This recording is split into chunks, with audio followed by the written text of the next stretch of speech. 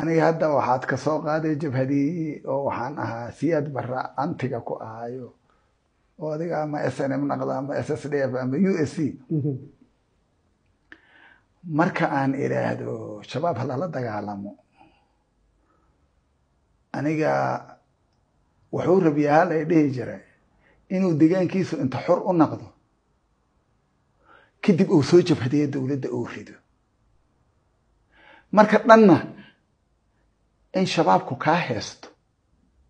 dhanna dawladdu ay ku caburiso waa ku ugu talagalna la yidhahay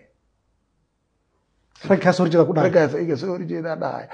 inaad dagaal gasho shabaab la dirirtaa la diiday la diiday shabaab halala dirirada aan leeyahay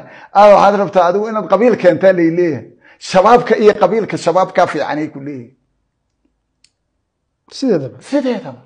maxaa yeelay fiiri haddii qabiilku uu xur noqdo soo wax loo doona ma soo siyaasadda iyaga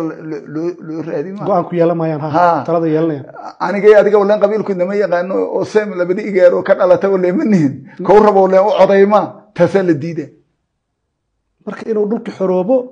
dadaan kuraas helayn oo shabaab hadda kuraas ku hela oo shabaabka aan weligiis ku weeyin intuu nooli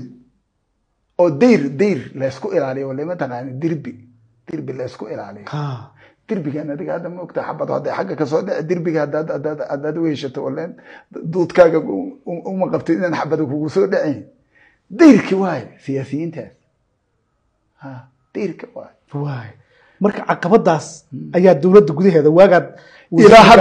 ilaa hadda waa jira ayaad la kulmaysay tiina weli waa taagan tahay ilaa hadda waa taagan waay ambassador Salaad Cali Jeelle aad iyo aad u mahadsantahay aad ka mahadcelin